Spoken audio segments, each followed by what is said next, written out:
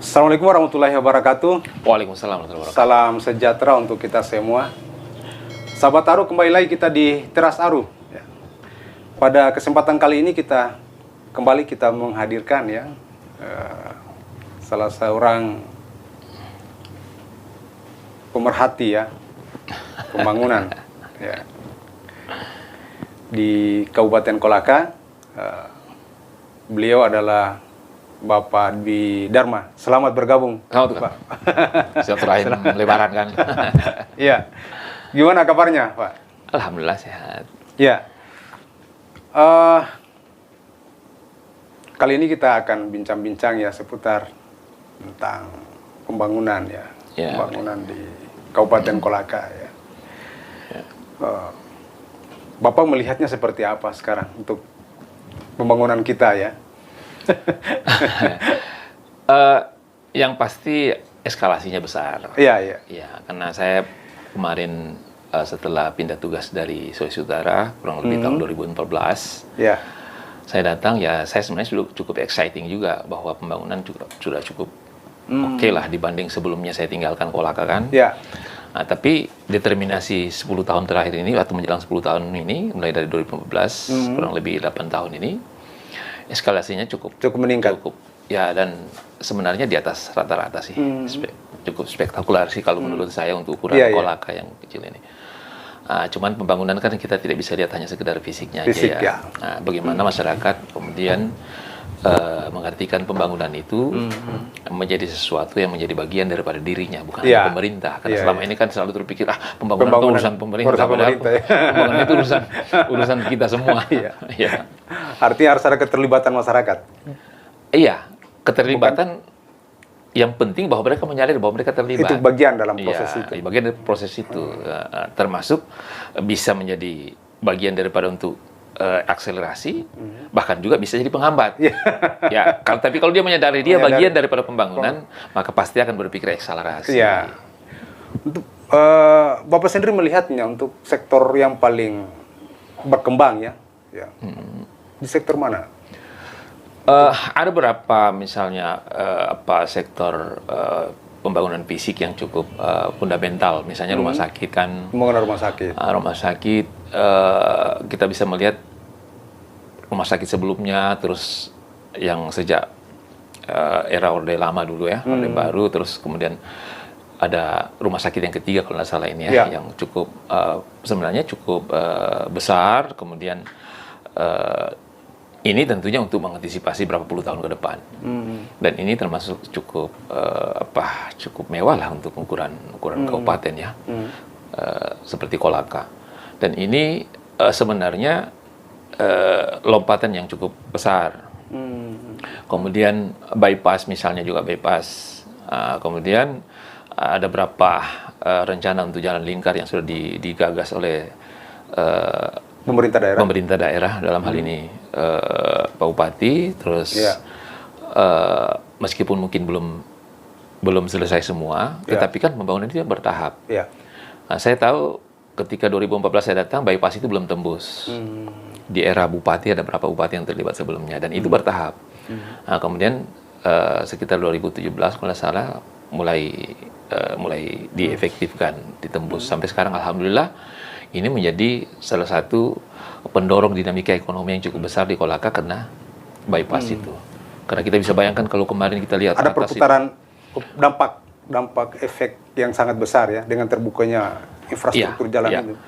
Ya, saya mungkin tidak bisa bicara secara statistik sini karena ini kan bicara tentang umum. Masyarakat tentu tidak ngerti itu apa pertumbuhan, apa. Tapi ada geliat ekonomi meningkat. Tapi bahkan dengan gestur masyarakat saya kita bisa lihat bagaimana kita lihat sorotan mata publik itu seperti apa. Kita melihat bahwa ada kinerja pembangunan dari sorot mata publik.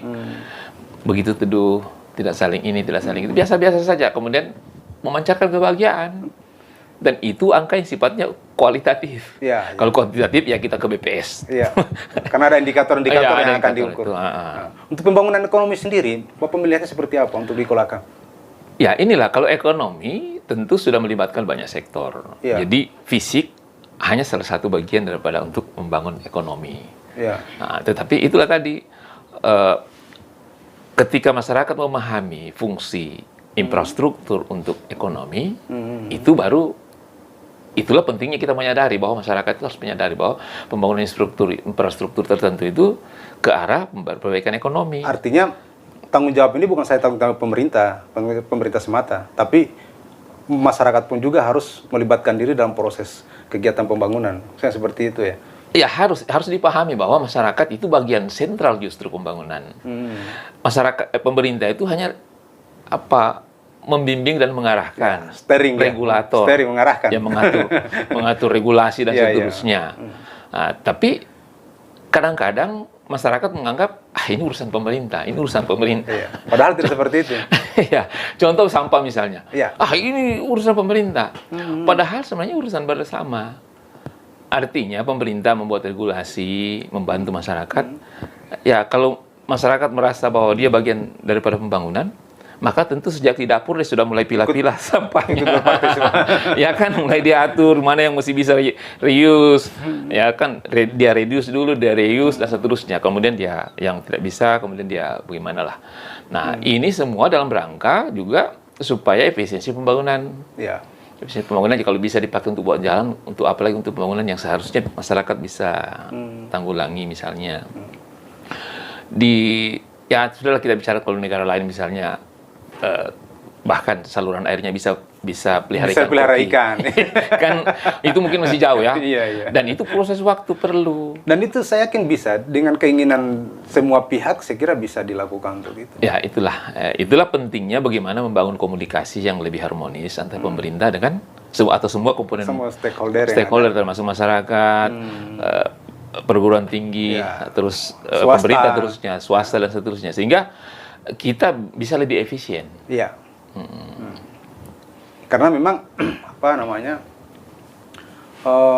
tanpa ada pelibatan masyarakat dalam kegiatan-kegiatan pembangunan itu menjadi hal yang sangat kedepannya akan mengalami kendala yang sangat besar ya. Karena memang keterlibatan partisipasi masyarakat dalam kegiatan aktivitas pembangunan itu sangat penting. Menarik tadi Pak Yang tentang persampahan kita ya, kondisi lingkungan kita.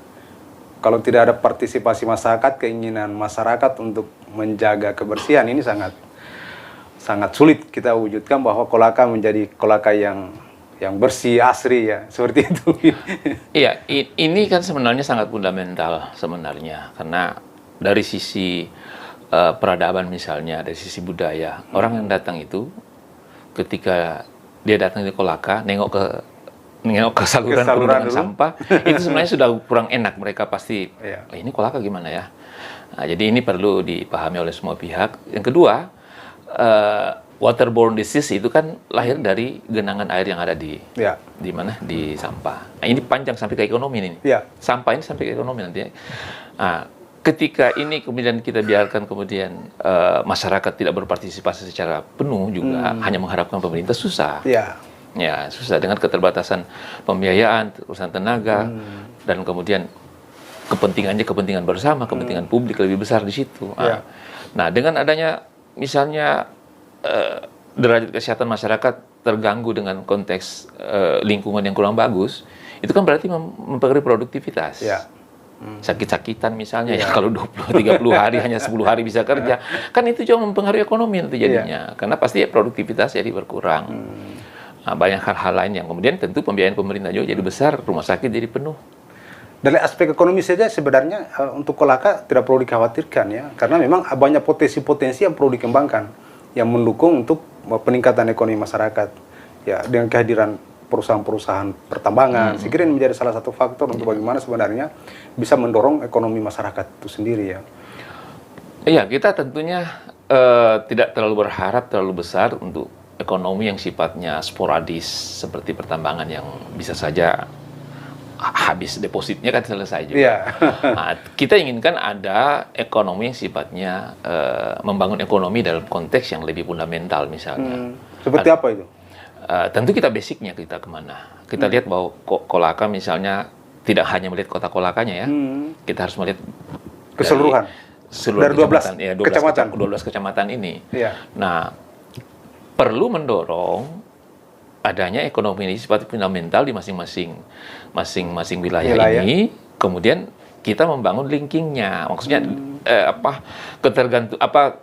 infrastruktur hubungan infrastruktur maupun hubungan pengembangan ekonomi itu dari satu wilayah ke wilayah lain itu saling mensupport misalnya.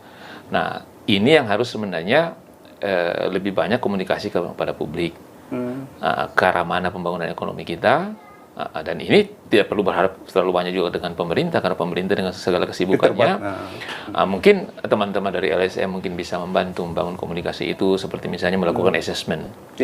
Contoh misalnya, saya pernah dulu ikut assessment kemiskinan. Di satu wilayah itu pemerintah selalu memberi bantuan banyak, traktor, bibit, segala macam, pupuk dan sebagainya. Tetapi setelah di assessment kembali tidak ada peningkatan. Nah, kemudian waktu itu saya sempat turun melihat keadaan, saya cek semua, saya sampai ke tingkat bawah, saya wawancara. Ternyata pemilik sawah itu sudah bukan rakyat yang punya. Jadi kita justru membantu cukongnya. Mereka hanya pekerja sawah. Kita salah mengintervensi jadinya. Ini sebenarnya yang penting. Jadi bagaimana mendapatkan informasi, data yang akurat dulu di bawah, baru kita tentukan kira-kira penyebabnya. Kira-kira treatmentnya seperti apa agar ekonomi itu bisa bangkit, kemudian itu menjadi milik masyarakat, bukan ekonomi semu. Karena jangan sampai masyarakat sebenarnya butuh yang namanya bibit, tapi ternyata pemerintah memberikan bantuan dalam bentuk yang lain misalnya. Padahal kebutuhan masyarakat adalah bibit itu. Ya itulah tadi. Jangan sampai terjadi seperti itu.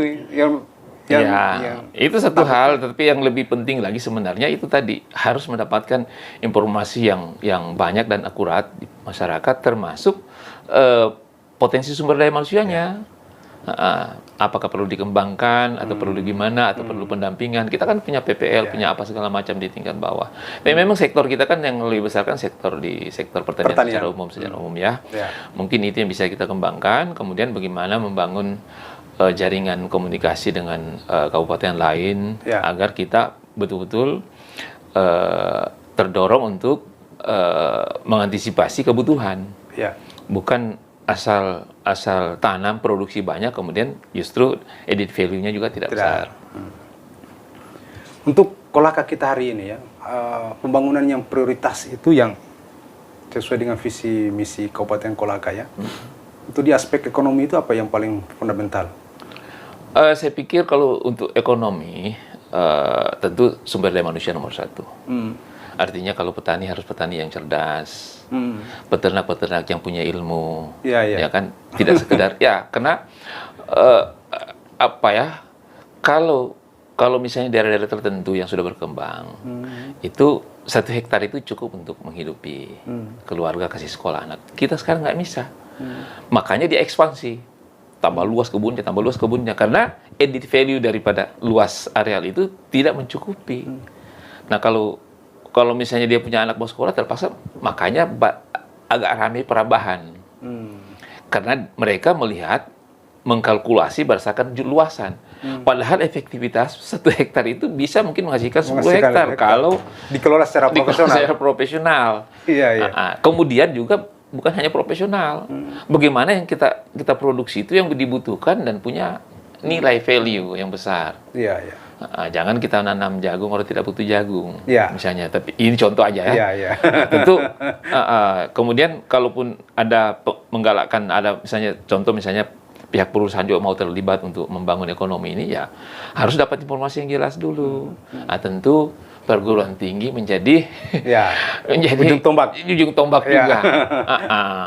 Jadi jangan kemudian hanya berpikir bagaimana ini mahasiswa atau apa, tidak. Tridharma perguruan tinggi kan jelas.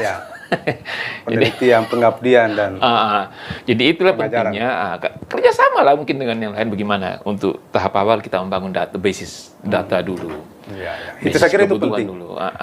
Karena basis data itu sangat penting dalam rangka untuk membuat sebuah kebijakan atau program-program bagaimana sebenarnya program pembangunan kita ke depan. Karena kalau tidak punya data yang jelas, akurat, Sekira kita akan membuat kebijakan yang tidak pro rakyat pada akhirnya.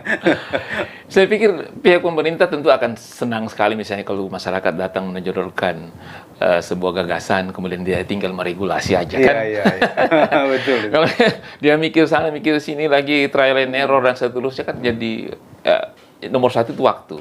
Kita terframe dengan waktu, kemudian kita sudah bersaing karena orang sudah melangkah jauh, kita hanya selalu mengekor.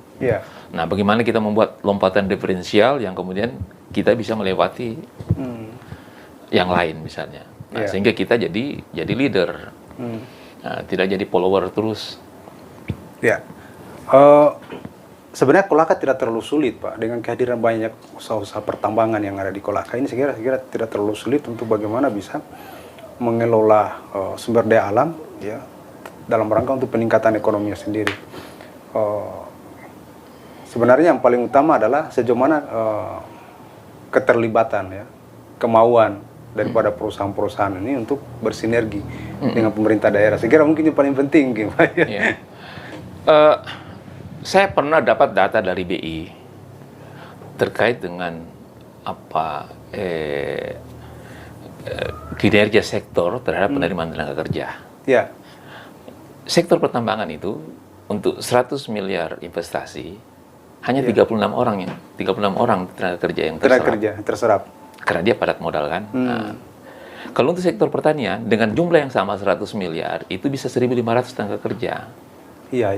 Jadi karena kita berpikir basisnya adalah basis pertanian dan bagaimana masyarakat bisa mendapatkan penghasilan secara merata, maka mau tidak mau kita harus masuk ke pertanian. Nah, pertambangan it's okay karena itu ada kepentingan negara di situ dalam rangka mengisi APBN dan seterusnya kan, yang kemudian kembali juga ke kita. Nah, kita sebenarnya mengharapkan ada substitusi dari pemerintah, bagaimana agar daerah-daerah pertambangan itu disubstitusi ke kegiatan lain yang non pertambangan. Misalnya di sektor pertanian. Misalnya seperti apa? Sektor pertanian misalnya, mungkin pemerintah membangun ya itu ya tergantung kita. Kita mau kemana, kemudian nanti kita tawarkan kepada pemerintah pusat misalnya sebagai substitusi. Misalnya dan harus integrated, artinya harus integrated itu hanya sekedar bangun kemudian dilepas, enggak. Dia sudah sistem, kita bicara tentang satu sistem mekanisme, misalnya bangun pelabuhan perikanan, sudah dengan mungkin segala macam yang terkait dengan agar faktor pendukungnya termasuk energinya untuk tenaga listrik yang mengoperasikan sistem itu, sehingga hasilnya adalah produk yang siap jual. Jadi kita silakan aja pemerintah pusat misalnya dengan segala macam regulasinya terkait pertambangan mengatur itu. Tapi paling tidak kan daerah sebenarnya harusnya menyiapkan dokumen, terutama data tadi, potensi-potensi apa yang bisa misalnya dikembangkan untuk di Kolaka sendiri kan? Saya pikir sudah ada segudang banyak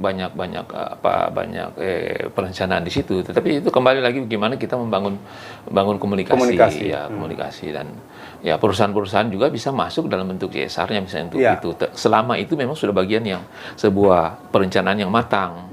Jadi jangan hanya pikir kasih kemudian lepas kan kemudian jadi tidak efektif untuk membangun ekonomi. Harusnya ada proses pendampingan yang dilakukan sehingga kemudian program yang telah dibuat itu bisa terlaksana dan punya dampak. Kalau selama dari sejak awal kita melibatkan publik, insya Allah jalan. Artinya boleh dikata program ini datang dari publik, dari masyarakat. Mereka punya ini, jadi kebutuhan komunikasinya dibangun dari awal, dari bawah. Dan itu memang harus melibatkan banyak pihak, bukannya pemerintah.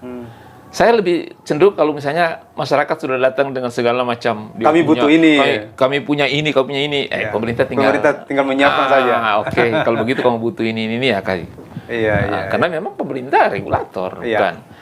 Jadi pemerintah bukan bagian sentral pembangunan. Justru harus masyarakat itu yang menjadi sentral pembangunan. Jadi membangun dirinya. Jadi memang itu yang sangat penting. Tadi kan paling tidak saya melihatnya memang dibutuhkan pemerintah tidak bisa mengintervensi secara jauh kalau kemudian tidak ada database tentang kebutuhan apa sebenarnya yang harus dimiliki masyarakat kita di tingkat wilayah masing-masing. Misalnya di wilayah Kecamatan Pomala, Kecamatan Tanggetada, mereka sebenarnya butuh apa? Masyarakat kita butuh apa? Ini yang kemudian akan ditindaklanjuti oleh pemerintah dengan bentuk intervensi dalam bentuk program atau kebijakan. Ya, itu harapan kita sebenarnya, sehingga masyarakat itu tidak bangun-bangun kemudian berpikir saya mau kerja apa lagi besok ya. Iya, iya. Dia harus berpikir menjadi efektif. Oh, besok saya harus ini karena saya harus ngejar ini. Ada progres yang mereka kejar. Ya kalau misalnya petani sawah misalnya, habis nanam bibit, dia istirahat menunggu bibitnya ini. Karena banyak waktu yang terbuang. Saya masih ingat di periode Bupati Buhari Mata ya, dan program demo Gerbang Mastra, demo Gerbang Kaster. Pemerintah daerah, dalam hal ini bupati dengan jajarannya, itu turun langsung ke lapangan untuk mendengar apa yang menjadi sebenarnya kebutuhan masyarakat kita. Ya, dan ini sangat efektif sebenarnya untuk menjawab kebutuhan masyarakat, sehingga kemudian pemerintah melakukan intervensi program memang sesuai kebutuhan tadi itu. Tidak terkesan program itu kemudian sia-sia ya, tidak ada punya dampak apa-apa. Karena memang kebutuhan masyarakat di setiap lokal ini, setiap masyarakat tingkat lokal kita, setiap daerah, wilayah itu pasti berbeda-beda ya. Masih berbeda-beda. Ya itulah. Kalau saya sendiri sudah melihat bahwa arah pembangunan kita kan sudah cukup bagus. Perlu didorong itu adalah yang lebih efektif, bagaimana masyarakat terlibat secara lebih fundamental, lebih clear bahwa harus ditanamkan bahwa masyarakat itu memang bagian sentral dari pembangunan. Tidak selalu mengharap ini saluran jebol di sana. Tunggu ada kan Iya, kan ada PU kan. Padahal kalau dua tiga orang situ pergi tutup lubang kan selesai. Jadi ada merasa sense of budaya, merubah budaya masyarakat kita ya. Iya, merubah budaya itu bahwa pembangunan itu bukan yang tugas tadinya pemerintah. Bukan. Bahkan pemerintah itu hanya memfasilitasi pembangunan. Betul. Ya. Ini harus dikembangkan, dikomunikasikan ke masyarakat supaya juga tekanan. Tugas siapa kira-kira yang harus melakukan? Masyarakat, mengedukasi masyarakat ini. Kita kan punya kelembagaan banyak. Lembaga adat juga ada di setiap wilayah. Nah, tinggal bagaimana membangun komunikasinya. Kan tidak mungkin ini dengan jumlah pegawai sekian itu harus ada suntuk di desa, tidak. Tapi di masjid, di gereja, di mana mungkin bisa menjadi bagian. Ya, yang penting bahwa memang sudah ada materi yang harus dibicarakan dengan masyarakat. Nah, tentu dari awal silakan masyarakat mengajukan usulnya, kemudian kita rasionalisasi supaya yang tidak diterima sarannya dia mengerti bahwa itu tidak cocok. Yang diterima juga bukan berarti hanya dia sendiri, tapi ini milik bersama. Termasuk misalnya contoh misalnya lebih efektif. Kenapa harus misalnya setiap wilayah itu harus membangun separate setiap wilayah. Kenapa tidak difokus satu, kemudian ini jadi milik bersama misalnya. Ini contoh aja kan, samping efektif dari sisi energi, artinya penggunaan tenaga listrik yang tidak terlalu besar, kemudian bisa dinikmati oleh semua pihak. Jadi banyaklah variannya untuk itu. Yang jelas bahwa basic utama ekonomi adalah pertama harus efektif. Efektif artinya apa yang kita produksi itu dibutuhkan dan memiliki value, nilai nominal dan seterusnya, kebutuhan. Kemudian efisien. Bagaimana kita memproduksi itu secara efisien supaya kita bisa kerja yang lain. Kemudian yang ketiga adalah sektor lingkungan itu menjadi persoalan yang sangat besar. Karena kalau kita bicara tentang pertanian, kita sangat tergantung dengan sektor lingkungan. Contoh kecil saja misalnya, kenapa kita harus memelihara mangrove? Bakau. Kenapa kita harus memelihara karang misalnya atau terumbu karang? Ya karena ikan hidup di situ. Mangrove menghasilkan oksigen untuk kita. Jadi dengan begitu kan terkait dengan ekonomi kita juga. Tapi karena ini komunikasinya kurang ke masyarakat, ya ketika kehabisan gas, dia langsung gas juga itu bakau. Padahal itu komponen yang vital dalam pembangunan, khususnya ekonomi. Iya. Nah, ini yang harus banyak memang komunikasi, Iya. komunikasi. Terakhir untuk pengembangan UMKM sendiri, Bapak melihat seperti apa untuk dikelola? Itulah tadi, UMKM ini kan sebenarnya boleh dikata komponen yang sangat penting dalam membangun ekonomi. Iya. Karena kita tidak mungkin padat modal. Iya, betul. Kan?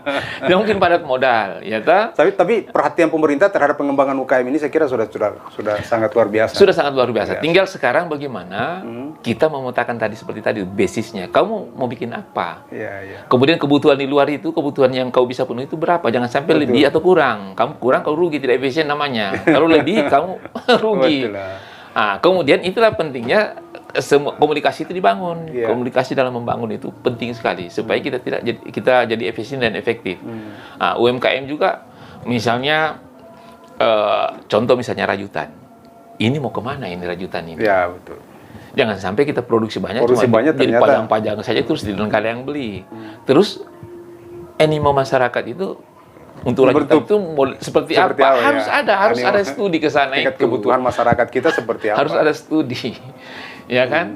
Nah, jadi UMKM itu sudah pasti kita butuhkan. Artinya pengembangan UMKM itu berbasis kebutuhan masyarakat. Iya, dia betul-betul berpikir bagaimana dia efektif. Ya. UMKM saya di sektor mana misalnya, sektor ini. Terus harus ada studinya. Iya, iya. Kalau berkembang di situ ke arah mana? Karena beda misalnya seperti Bali atau mana, Iya, iya. UMKM ya, mereka yang datang membeli. Iya. Karena mereka datang di sana untuk wisata beli. Kita harus lebih effortnya lebih besar. Karena kita harus menjajakan. Terserah bagaimana mungkin bagaimana cara yang dilakukan. Yang jelas bahwa perlu studi untuk bagaimana agar produk kita itu bisa bersaing dan bisa memberikan nilai tambah. Karena memang penting untuk pengembangan UMKM karena terjadinya krisis ekonomi yang bertahan adalah ini apa namanya usaha-usaha UMKM sendiri kan. Ya itulah tadi saya katakan usaha yang bisa dimiliki langsung. Apalagi sekarang kan tidak seperti dulu. Kalau dulu dengan kultur dagang, kultur ekonomi sekarang kan sudah berubah, tidak seperti dulu. Kalau dulu kita harus punya lapak-lapak dulu, harus punya kios-kios dulu. Sekarang enggak lagi. Sekarang di rumah aja, ya kan, ya kan langsung bisa jual basur online, bahkan bisa direct, tidak melalui perantara, direct antara produsen dengan pembeli. Oh, iya. Dengan kemajuan teknologi kan. Iya, jadi contoh misalnya ada ini sederhana kalau cara berpikirnya. Ada produk misalnya cukup potensial. Kita bisa kerjasama dengan yang punya produk itu. Pak, ini kan Bapak butuh pita. Ada pita saya nih. Iya, iya, iya. Bagaimana kalau saya ngisi pitanya ini? Iya, iya. Oh iya, daripada saya repot, Bapak yang ini ya. Bagaimana? Kan ini yang banyak penting. potensi yang akan dilakukan. Iya, jadi kita memproduksi berdasarkan kontrak. Kontrak ya. Berdasarkan apa yang sudah di depan mata ini. Ya. Ya, oke, baik ya, Pak Dwi ya. Saya kira cukup ya bincang-bincang kita. Ya, satu hal mungkin lagi yang penting kepada masyarakat bahwa memang berat tugas pemerintah. Ya. Tugas pemerintah berat, maka tentu masyarakat harus memahami bahwa tidak semudah sekedar datang duduk dan tanda tangan kalau menjadi pemerintah. Perlu wawasan yang luas untuk melihat bagaimana publik. Nah, toh mereka juga yang akan memilih nanti pemerintah. Silakan. Tapi saya katakan bahwa menjadi pemerintah itu tidak semudah yang mereka bayangkan. Ya. Karena satu saja yang muntabera di Wolo pasti bupati punya nama sampai ke Jakarta. Begitu beratnya mengurus ini 300 kurang lebih 300 ribu orang ini kan. Nah, jadi tidak semudah yang dibayangkan bahwa sekedar duduk gagakan tidak. Ya, harus dipahami itu. Nah, harus dipahami bahwa pemerintahan itu susah, hampir tidak bisa tidur karena selalu besok masalah lain, besok masalah lain, besok masalah lain. Nah, bagaimana kita membantu pemerintah dengan ikut terlibat dalam proses pembangunan secara lebih konkret. Yang pasti bahwa tugas keberhasilan pembangunan itu bukan saja menjadi tugas pemerintah, tapi menjadi bagian juga tugas daripada masyarakat. Ya, secara umum. Ya. Oke, baik, saya kira cukup ya. Terima kasih sudah bergabung di Terasaru. Oke. Ya, oke, baik, terima kasih sahabat Taru. Demikian bincang-bincang kita. Assalamualaikum warahmatullahi wabarakatuh. Waalaikumsalam warahmatullahi wabarakatuh.